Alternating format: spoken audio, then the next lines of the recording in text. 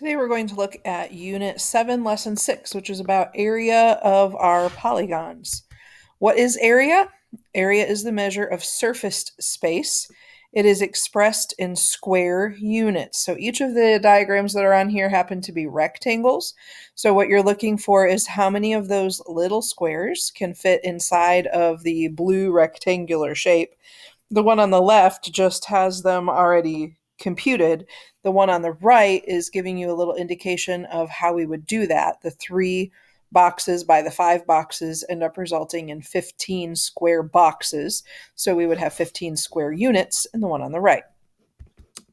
Formulas for area, you should be very comfortable with some of these from the past. I'm not asking you to do anything new today at all. This is all just information that you have already done, but it's a review that I think we need. So different shapes have different formulas depending on what it is that's true about them. The one most people remember first is a rectangle. The area of a rectangle is length times width. So this particular rectangle is 4 tall and 8 wide. So we would do 4 times 8, which is 32 square units. Remember, it has to be square units. It doesn't have to be the word units. It can be centimeters or meters or whatever the unit of measure happens to be, but it does have to be square units. So square centimeters, square meters. You're talking about how many of those squares fit inside of the surface area of your shape. For a parallelogram is really just a rectangle. So when you think about that rectangular shape, if you were to take that triangle that I just highlighted there on the left-hand side, that one, and slide it over to the right, you should see that that rectangle is now formed. Now the rectangle or the triangle on the left would be cut off, and you would slide it over there to the right-hand side. So it's really just like another rectangle, but you can't say length and width because a parallelogram doesn't have those. Parallelogram has a base along the bottom, and then that distance straight up is called a height. So we're going to do base times height. So we would be doing 9 times 6, which is 54, and these have centimeters on them, so we would have square centimeters or centimeters squared. Remember, that's the rectangle that got slid over to turn it into that's the triangle that slid over to turn it into a rectangle.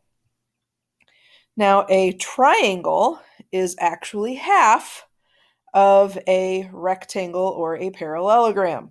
So we're going to use the parallelogram formula, but we're just going to use half of it. So if you take a look at the little diagram, I covered it up with a triangle, and that's the triangle. We're going to spin it and double it. So all I did was just take it and reflect it, basically, and rotate it, and there we have our parallelogram.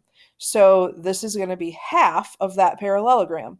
That parallelogram has a base of 16 and a height of 8. So 16 times 8 is 128 centimeters squared. And we're going to take half of that, so 64 square centimeters. Now, a trapezoid is really half of a parallelogram, sorta. Its formula will look similar, but we have to take into consideration the fact that the base of that parallelogram is going to be a little bit different. So here's what I want you to do. Look at the diagram. Okay, here's my trapezoid. And what I'm going to do is take that shape and I'm going to turn it and double it. Now, do you see the parallelogram? The difference is the parallelogram's base is not 12 like the base of the trapezoid was. Because I've flipped the trapezoid over, there's now that distance of 8 inches that's also a part of the base of this parallelogram. So I have to do 12 plus 8 and add those together to get the base of the parallelogram. So the parallelogram's base is going to be 12 plus 8, which is 20. And then we're going to multiply that by the height of the original trapezoid, because that would be the height of the parallelogram. And then we're going to take half of that. So 20 times 4 is 80, and then half of 80 is 40. So we're looking at 40 square inches or 40 inches squared. Now, sometimes you're going to have compound figures. Remember compound words? Think back to elementary school, it just means more than one word put together, while a compound figure means more than one figure put together. So you just look for an easy way to be able to break that figure up. So here I've taken, here I took a red line and just broke it down right here so that we would end up with two rectangular shapes happening. So the figure on the left over here, this is 8 by 9.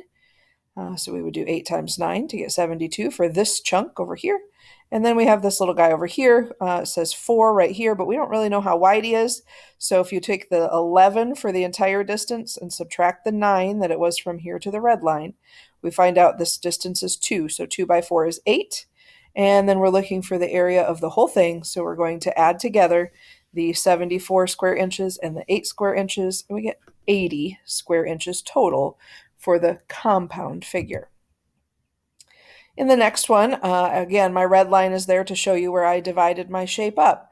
I see a square along the bottom down here. That is a 4 foot by 4 foot square. So squares are length times width, or S squared.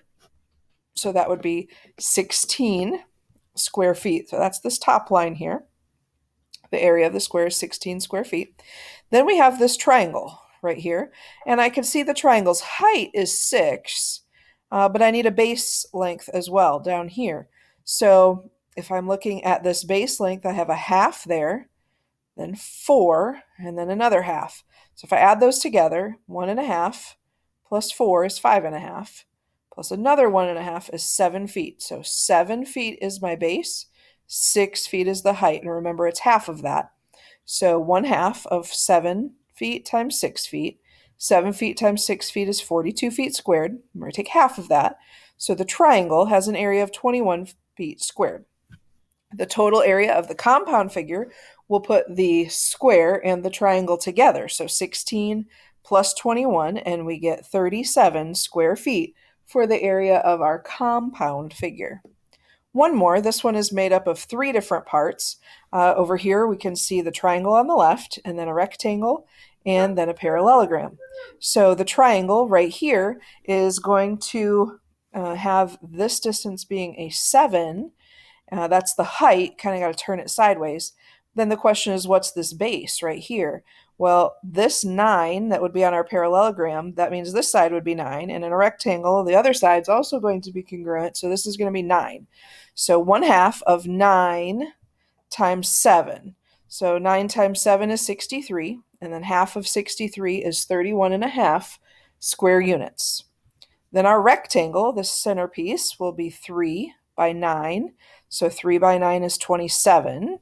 It's here. And then our parallelogram, which will be base times height. So this is the base, the 9, and then we need this distance here. So we have to calculate that because we have 7 for the triangle and 3 here. That'd make 10 total from there to this line. So from here to here is going to be 6. 16 minus 10. So our base and our height are 9 and 6, which gives us 54. So we had 31.5 from the triangle, 27 from the rectangle, and 54 from the parallelogram. Then we'll add all those up to get our compound area, and we get 112.5 square units, since nothing here was labeled. Make sure you look at your figure and use the appropriate formula. Feel free to write the formulas down, give yourself a little reference sheet as you're going into the assignment. That would be just fine.